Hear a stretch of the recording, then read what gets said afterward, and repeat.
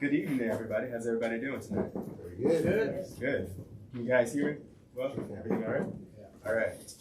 Thank you, everyone, for coming to Flyleaf Books to hear Dakin Campbell talk about his new book, Going Public. By purchasing your book from Flyleaf, you make it possible for us to be able to have these certain events at our store and putting on great programs like this one. So thank you for your support. Thank you so much. Dakin Campbell is a senior reporter at Insider, where he writes profiles, features, and investigations about the finance and technology industries. He has written extensively about Goldman Sachs. Yeah. Either one of those. Initial public offerings, and how hustle culture has led to burnout in the consumer banking industry. Tonight, we close at 7 p.m., so we'll wrap the event up before then, a little before that time. So we would like to ask if you had any more conversations or pictures or any further conversations you would like to have amongst yourselves outside of the store, as we are trying to close up around that time. Without further ado, that's all I have to say, and I'm going to hand it off to Dakin Campbell, and let's start this event. Have a great one. Thank you very much.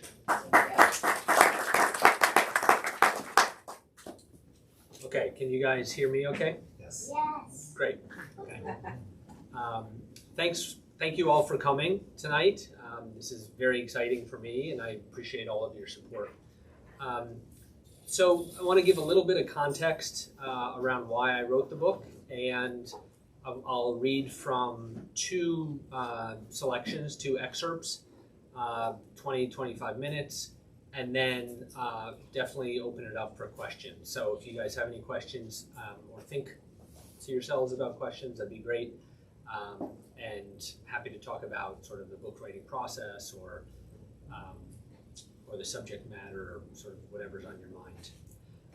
So this book really came about in late 2019. I was writing about WeWork, sort of the big real estate startup, and it was sort of the biggest, most valuable startup at the time, and it was going towards an IPO or basically to listed shares on an exchange for the first time. And it sort of collapsed spectacularly. And so I wrote a big story for Insider, and it got about 1 million readers.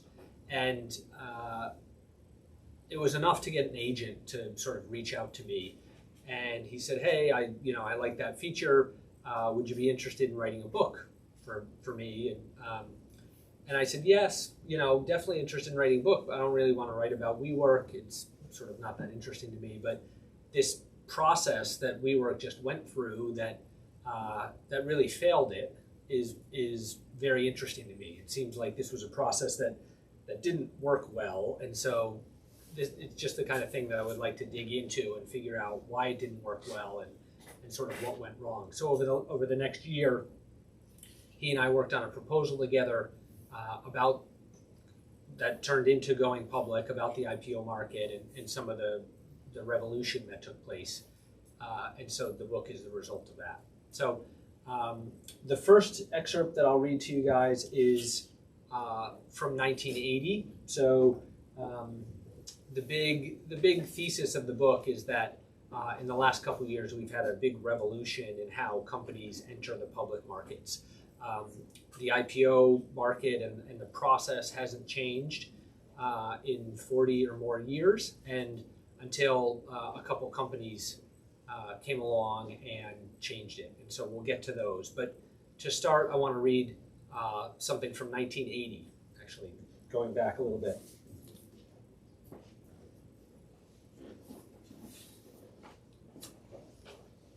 You'll recognize these names pretty quickly.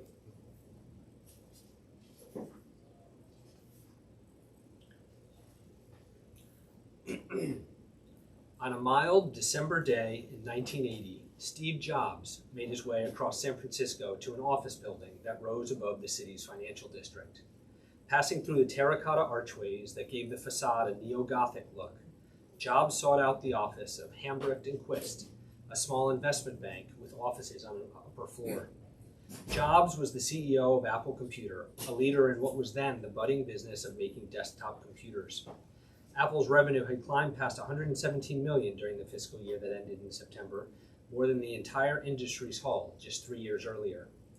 For months, Jobs had been preparing Apple for its initial public offering, the first sale of stock to mutual funds and other public investors.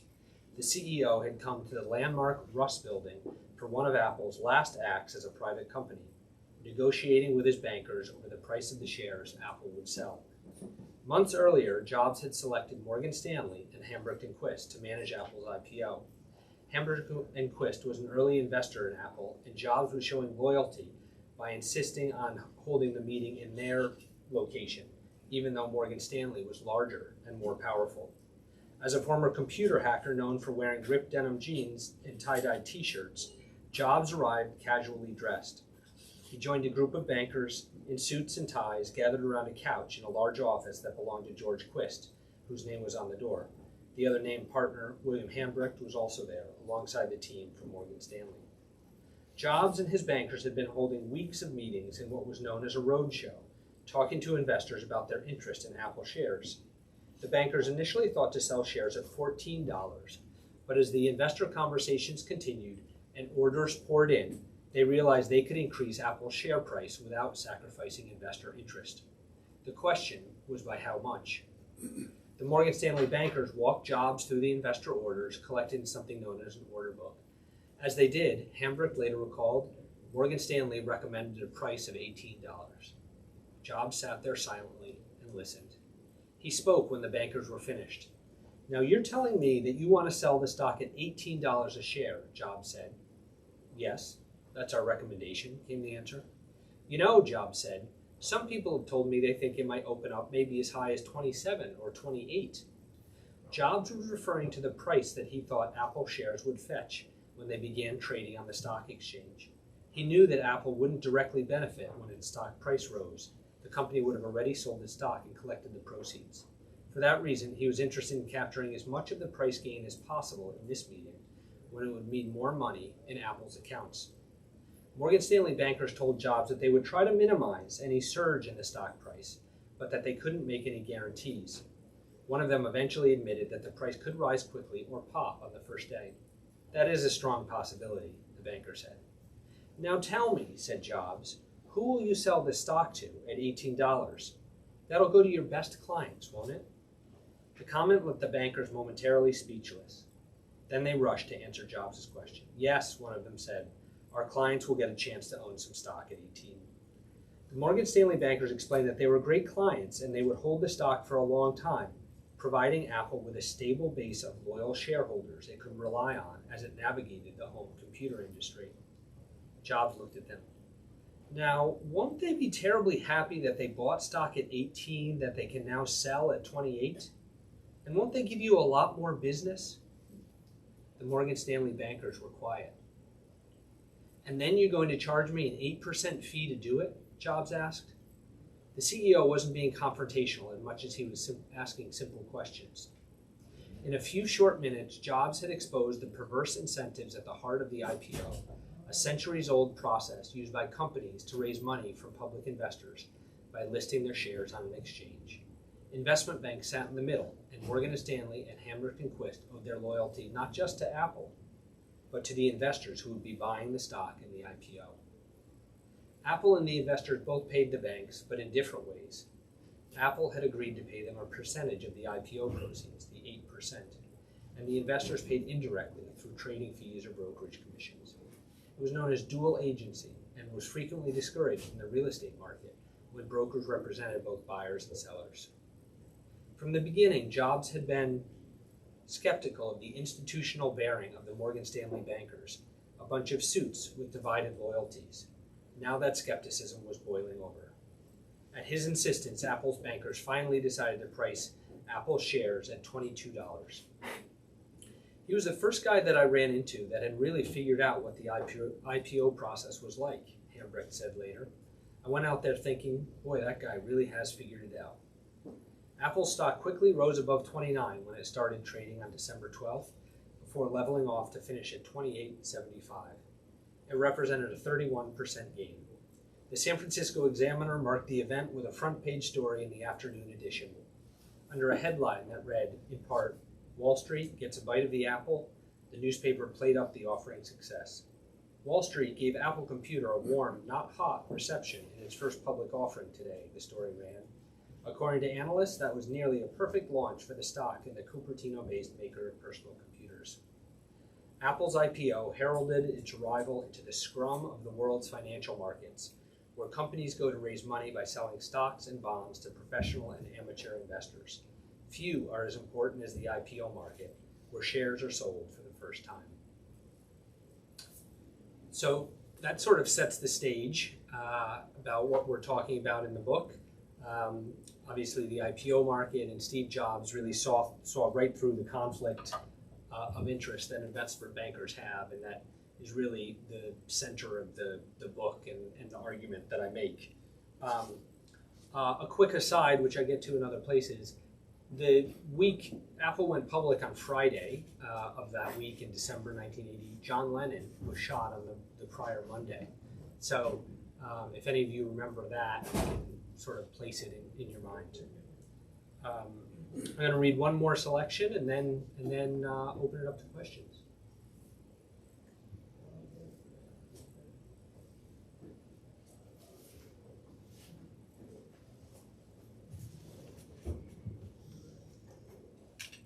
Wet my whistle too.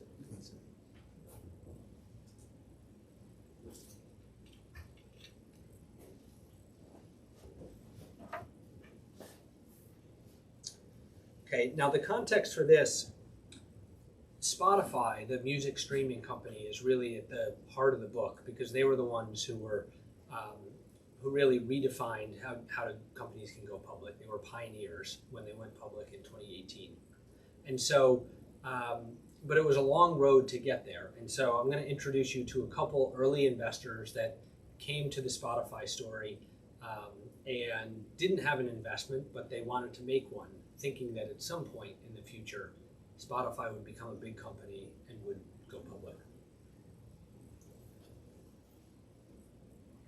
In November 2014, Larry Ashbrook and Spencer McLeod, two venture capitalists from the United States, touched down on the tarmac at Stockholm Arlanda Airport, intent on getting a meeting with executives at Spotify. By then, Spotify was one of the most valuable startups in Europe. 2 years earlier, employees had moved into offices on Burger Jarlsgatan, a 4-lane thoroughfare that ran south to north from Stockholm's harbor through the city's business district. The company was spread across 4 floors, and the space offered many of the trappings of a prominent startup: a video game area, a ping pong table, and graffiti art on the walls. Ashbrook and McLeod worked at a little-known venture capital firm called G Squared. Ashbrook had started the firm 3 years earlier to buy shares in startups on the secondary market, an unlisted market where shares traded hands infrequently and inefficiently. He targeted a still-growing universe of large private technology startups valued at more than $1 billion. The companies had been christened unicorns the year before by venture capitalist Aileen Lee in an article in TechCrunch that introduced the world to the term, with the headline, "Welcome to the Unicorn Club, Learning from Billion-Dollar Startups."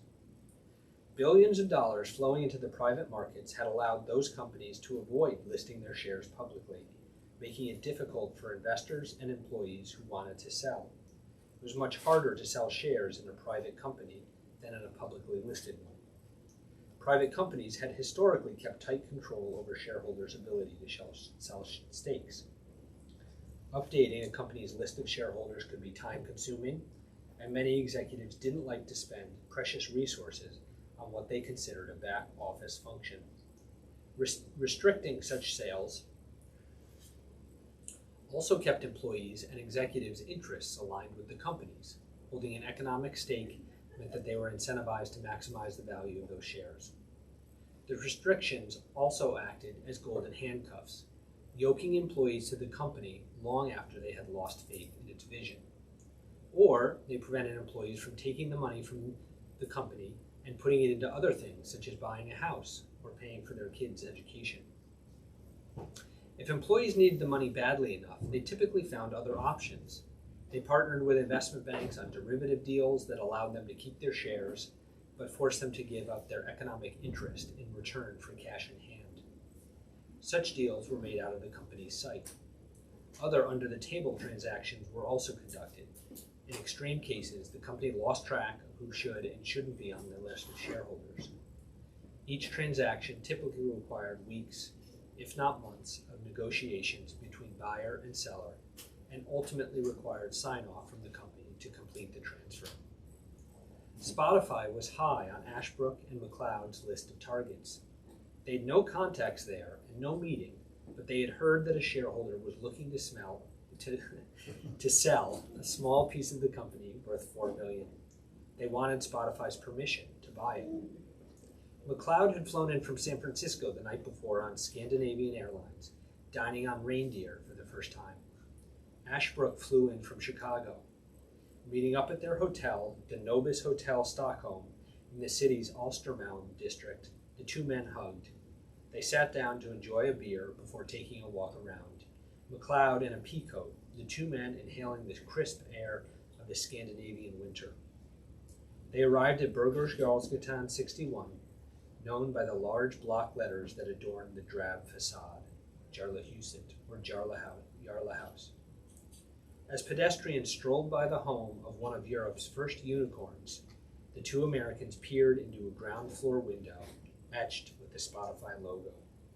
A circular staircase made of polished stone and dark stained wood and an adjacent elevator bank led to upper floors. For several days running, Spotify executives wouldn't see the G Squared guys. Eventually, though, the two venture capitalists secured a meeting with a young company lawyer. Walking into Spotify's offices on an upper floor, Ashbrook and McLeod found a small waiting room with one wall dedicated to a cartoon-like timeline of company milestones. Moments connected by arrows that curved up toward the ceiling and down toward the floor, 6 million paying subscribers, a new logo unveiling, new markets in Argentina, Taiwan, Greece, and Turkey. A Wire magazine rack held the latest issue of GAFFA, Denmark's largest and oldest music magazine, which gets distributed throughout Scandinavia. Ashbrook repeatedly made his pitch to successively senior Spotify executives that G Squared could become a trusted partner to Spotify when employees or other insiders wanted to cash out. As luck would have it, the two men had found a willing partner. From the beginning, Spotify had been more open than most companies about letting its employees sell shares. Daniel Ek and Martin Lorentzen, the founders, believed that employees should have the freedom to sell if they wanted. Years earlier, a notice tacked up in Spotify's break room had provided the contact details of an investor willing to buy shares from employees who wanted to sell. Grandelius, the lawyer, passed Ashbrook and McLeod on to a young executive in Spotify's finance department, who began the process of transferring the stake the G Squared duo had come to purchase. But the Spotify executives had bigger plans. They'd already approved the sale of a much larger stake of $150 million before the buyer had backed out at the last minute. Did Ashbrook and McLeod have the money and wherewithal to buy a bigger stake? More or less on the spot, Ashbrook managed to raise the required money to buy the $150 million stake, lining up limited partners who had already invested in G Squared funds. After McLeod flew back to San Francisco, Grandelius and the other Spotify executives treated Ashbrook to a traditional Swedish meal and pints of locally brewed beer at Konstarbaren, a restaurant near the Nobis. With G Squared on board, Spotify put up impressive growth. In the final 2 months of 2014, the company added 10 million users, bringing the total customer base to 60 million. It's close to 200 million now. 15 million paid for the premium ad-free product. Yet the company continued to face tough competition, including from Apple, which had plunked down $3 billion for Beats Music, a streaming service founded by Dr. Dre and Jimmy Iovine, and Beats Electronics. Deezer, a French company, had expanded to 182 markets by 2013, while SoundCloud had 40 million users and had reached 200 million listeners through its website. It was once again time for Spotify to go out and raise money to fend off the competition and fund its growth plans. Spotify had already raised more than $500 million over the course of 6 prior rounds, and executives wanted to double that amount in the next round, and Peter Sturkey, the CFO, planned to rely heavily on U.S. investors this time. The companies has historically used the capital raising services of Code Advisors, boutique investment banks, but this time they turned to Goldman Sachs for fundraising help. Senior Goldman partner Greg Lemkoff, attracted by Spotify's growth, had gotten to know Eck several years earlier over a cup of coffee in London and helped lead a $50 million Goldman Sachs investment in Spotify. The men discussed the company's vast business potential, a landscape that also saw Deezer competing, and what Eck would do if Facebook offered him $1 billion. Goldman's investment came from what his bankers like to call the growth fund, which they use to get closer to startups they hope to advise in the future. With his bankers alongside him, Sturkey went on a global roadshow, visiting New York, Boston, San Francisco, London, and other cities to meet with potential investors. They quickly demanded answers about Spotify's latest negotiations with the big record labels. Relations were icy. In November 2014, Big Machine, then Taylor Swift's label, shout out to Willa, who's a big Taylor Swift fan, caused a stir when it publicly removed her catalog from Spotify's service. The label argued that streaming cut into sales of compact discs and downloads. Fears mounted that other big-name artists would follow suit. Daniel Ek responded quickly, writing a blog post to say that Spotify had paid $2 billion to artists since its beginning. Taylor Swift is absolutely right. Music is art. Art has real value, and artists deserve to be paid for it, Ek wrote. We started Spotify because we love music, and piracy was killing it. So all the talk swirling around lately about how Spotify is making money on the backs of artists upsets me big time. To some extent, Ek was right. The record labels had come to depend on Spotify's checks. In March 2015, the Recording Industry of America announced that for the first time, U.S. revenue from streaming music had surpassed CD sales. It was about to overtake digital downloads as the industry's largest source of revenue. But many artists weren't seeing the benefits, with much of that revenue captured by the largest. Nonetheless, the growing importance of streaming revenue to the largest labels meant that Spotify had more leverage than in previous negotiations. Throughout the spring of 2015, Goldman Sachs shopped the Spotify deal around. The market was increasingly awash in capital, and the company had little trouble attracting interest.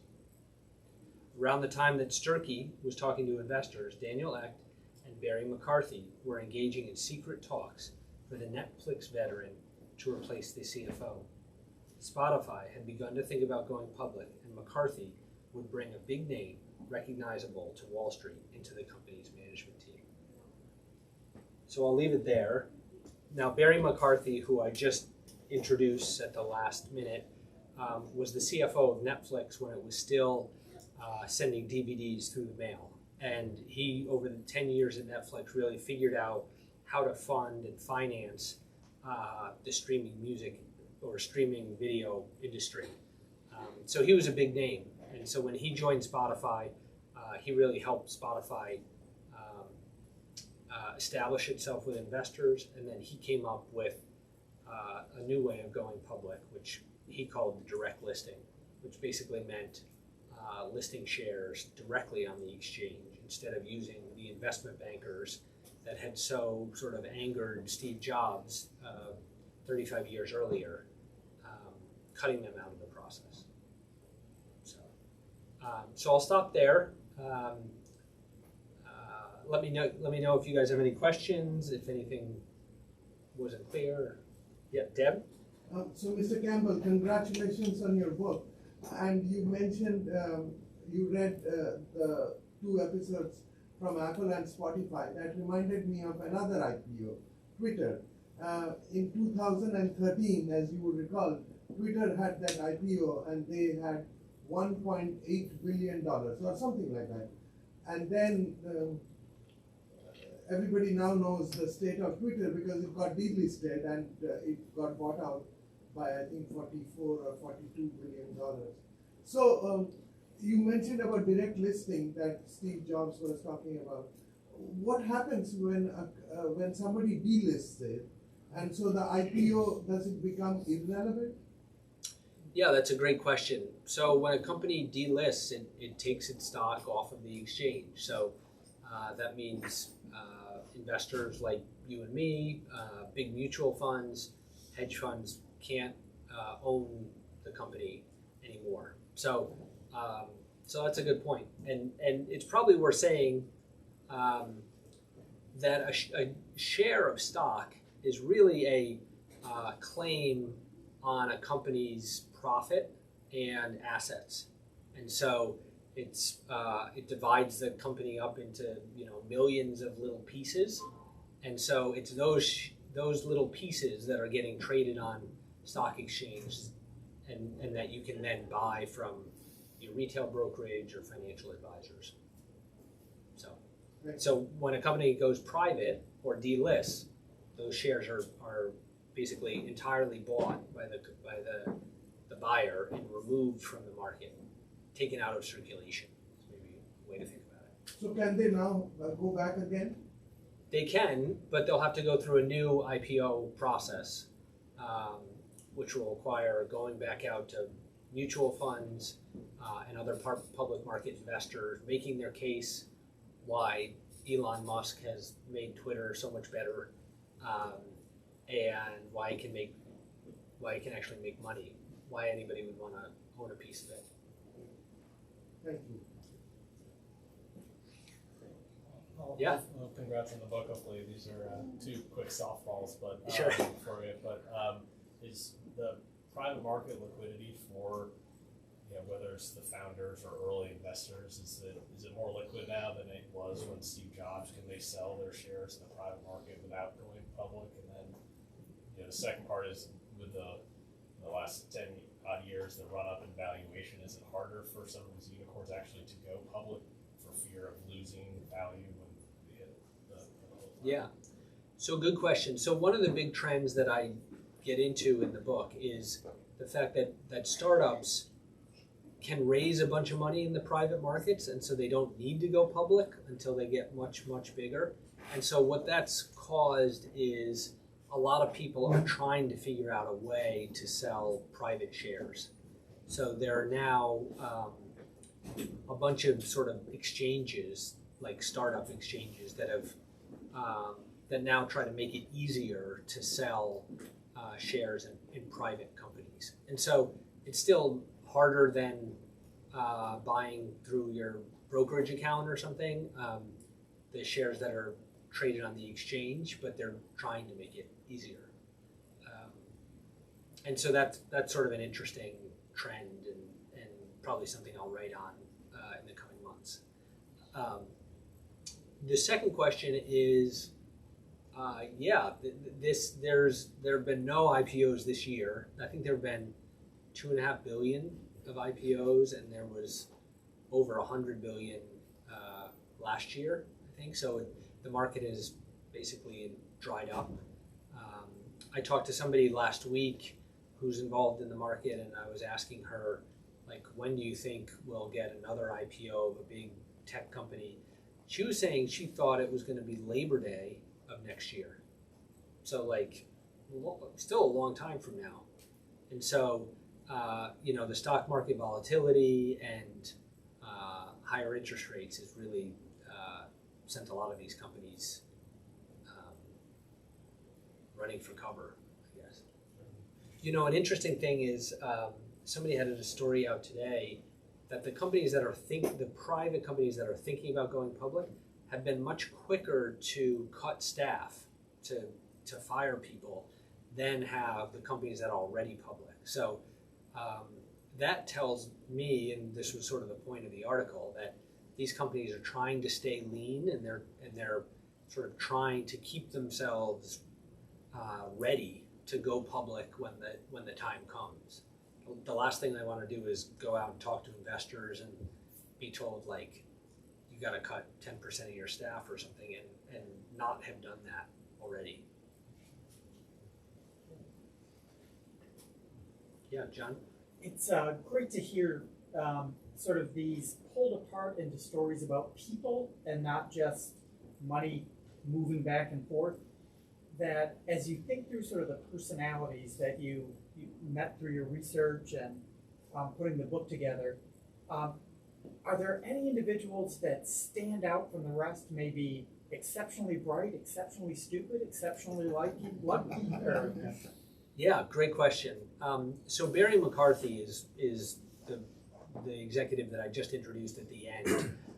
He's sort of a fascinating character, very complex guy, you know, really took a real interest in sort of how the markets work at a level and depth that a lot of other people don't. So when he was took his job at Netflix, he was living in Princeton, New Jersey, and he drove his Ford Explorer cross country to start at Netflix. And like, instead of putting his favorite tape in the tape player, he put a book on tape or a course on tape about how to go public.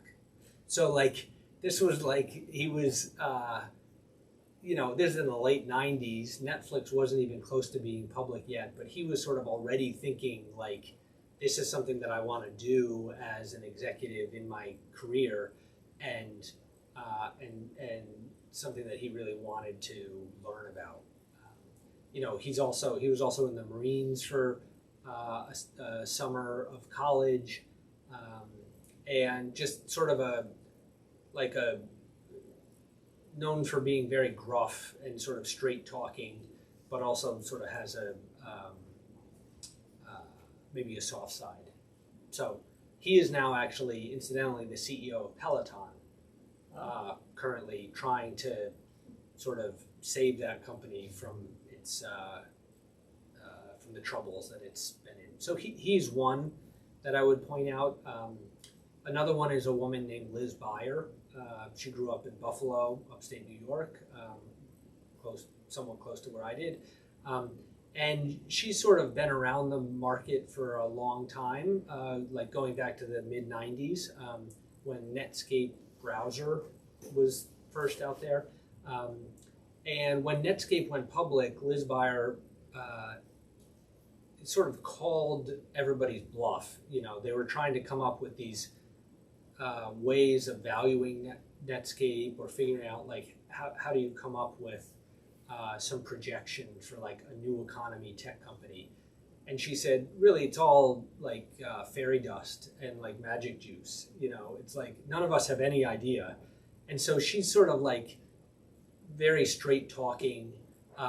She helped Google do their IPO, and she now runs her own firm helping advise companies how to go through IPOs.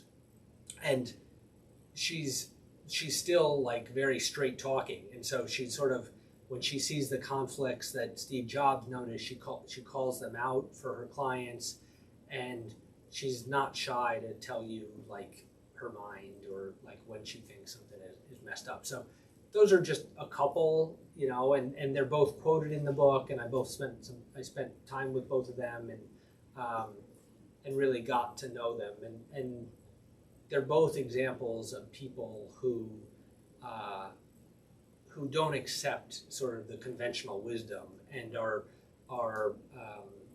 sort of brave enough to like stick their head up and say like, this is not the way to do things, or we think there's a better way, or really none of us know what we're talking about. Like, don't pretend that we do.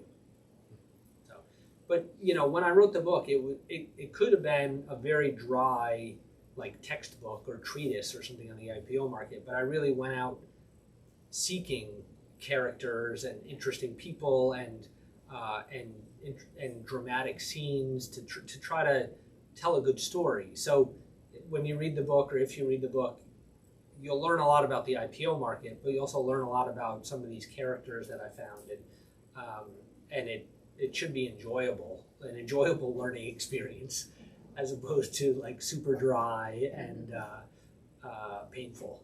So. So you don't see this being an MBA course next semester? Yeah, you know, I've heard from at least one law professor who's already assigned it as supplemental reading in his course at Michigan Law School. So I want to get out there and get in front of more people. Sure.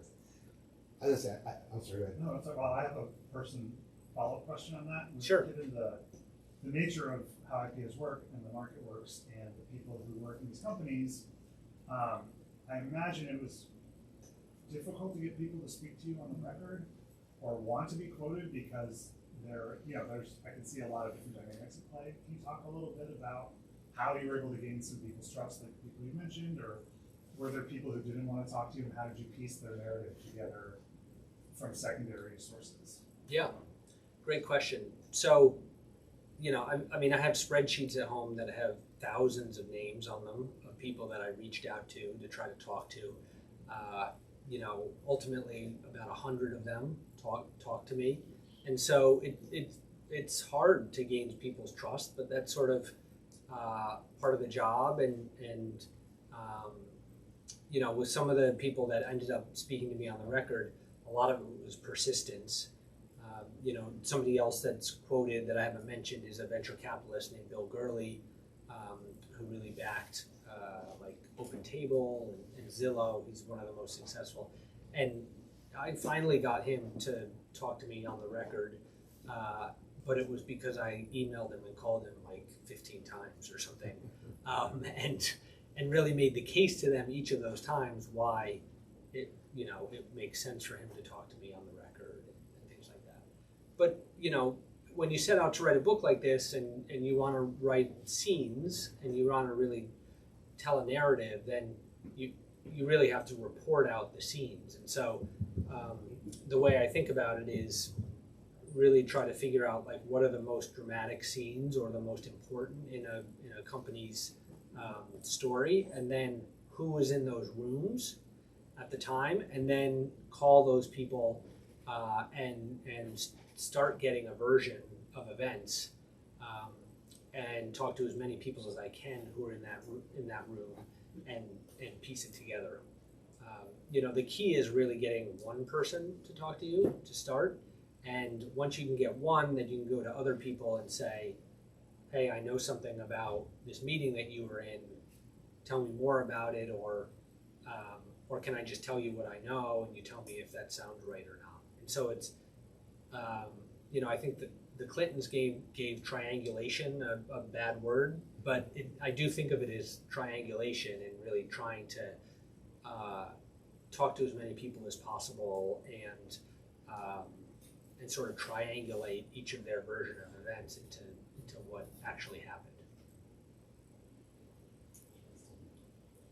I was going to say, with going public, of course, in our lifetimes, it did hit up tech startups were on fire. There's so many IPOs, and it seems now more like, and I've, just being in the industry myself, see a lot of companies that are about to go IPO, like SAP acquired Qualtrics right before their IPO. Have you seen a lot of that? And you talk about that in the book at all, where companies are heading for IPO and they just get acquired by a bigger company? Is that? It just seems to me like I've heard a lot more of those stories on a personal level than I've heard IPOs. But obviously IPOs are big news.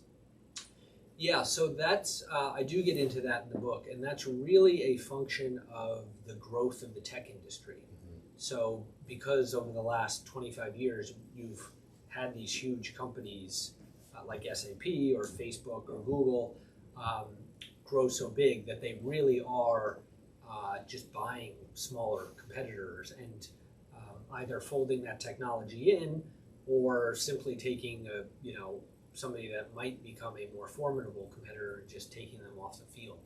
And so if you talk to economists or antitrust people, they will tell you that's a sign of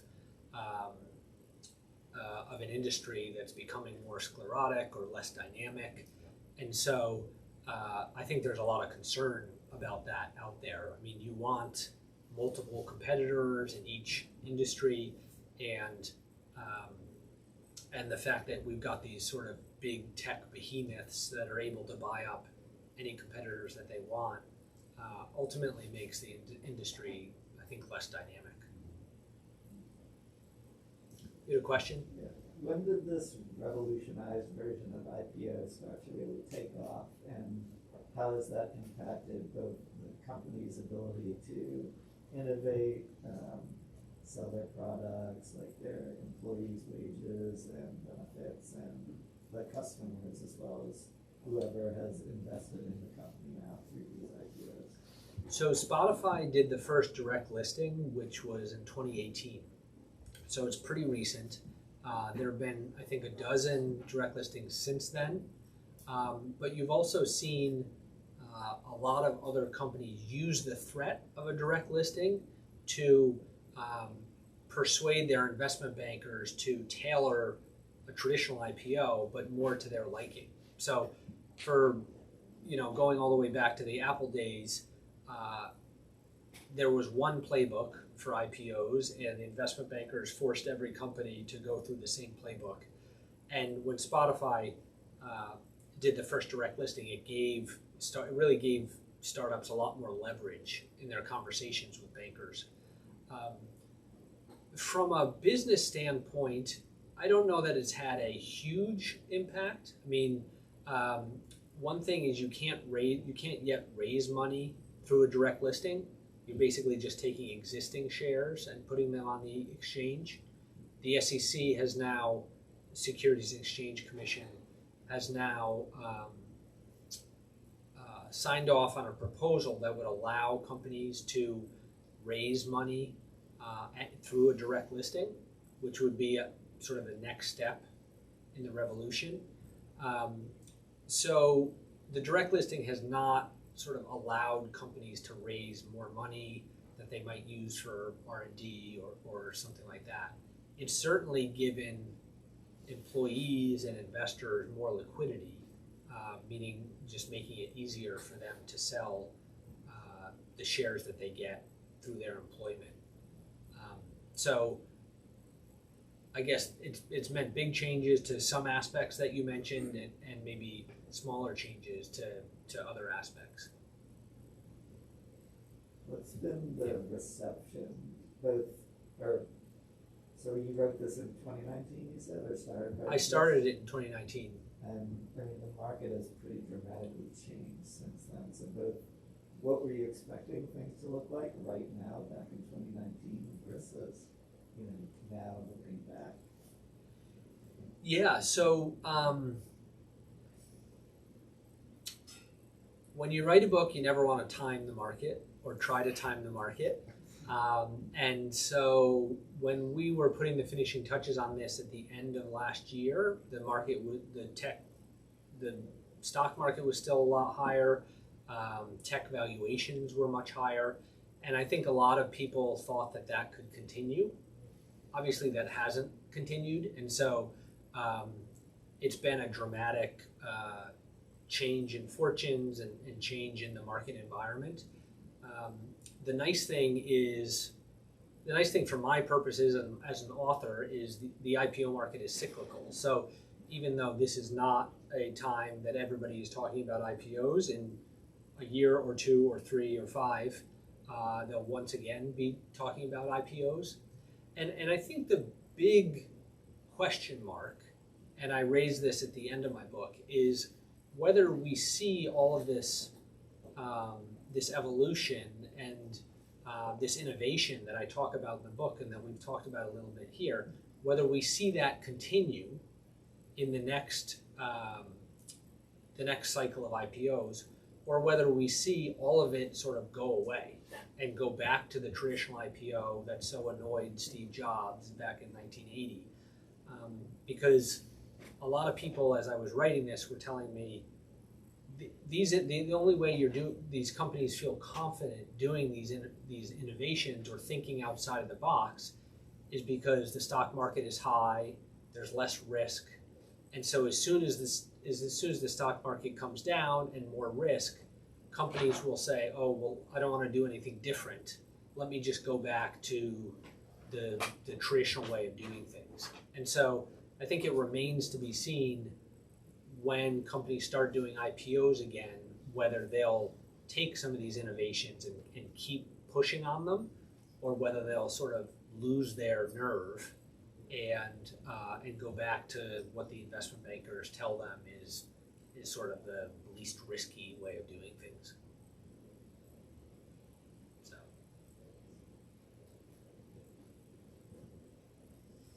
Cool. Well, if that's it, we can wrap. I know they don't want us to hang out too long here, but yeah. One question, Dakin. Yes. Do you get a lot of feedback from the CEOs and from the people you have in your book? When you sleep at night, you Yes. Yes, the first few weeks I had trouble sleeping, waiting for somebody to call me angrily saying I got something wrong. But nobody's really called to say that, and I had a really good fact checker, and so people, all the feedback I get, people like it a lot, and they think it's an important book. I talked to somebody the other day who said it was sort of, he thought it had become the Bible of the IPO market. So, I've been pleasantly surprised by the feedback I've gotten, and not much hate mail or angry people calling me. So it's always a risk, though. I guess one more question. I'm just curious with this book and it becoming a new title on the topic. Did you see a lot of just any other books on IPOs that were somewhat, you had to be careful if you wanted to read them so you didn't repeat them, or was there much out there already on this topic? There is not a lot on the topic. There are books on specific companies that follow the one company through an IPO process. There are books about the first .com boom and bust, as you'd expect, that talk about and that I relied on to learn like what the environment was back there and how did people feel about sort of valuations getting crazy and then once everybody lost their money. But there's really not a book that talks about the history of IPOs and really tells the story of the direct listing revolution. And so part of my, I wanted to tell a good story, I wanted to write a book, but I also felt like, and especially at the time it was happening from like 2018 to 2021, that was a real moment in time in the financial markets and in how technology companies were going public, and I really wanted to sort of capture that in book form, so it can serve as a reference for folks going forward. One last question. Yeah. What do you have in mind for a sequel or follow-up? That's too soon? Yeah. First step is decompressing and going on a vacation or something, and I've got some ideas for other books, but I think we'll just have to see how it all plays out. But writing a book is like, it's a new skill set, so I learned a lot, and I learned a lot of things that I could do differently or better. So I'd like to write another book so that I can use that new skill set. But we'll see. It's got to be the right story and the right time. Good. Yeah.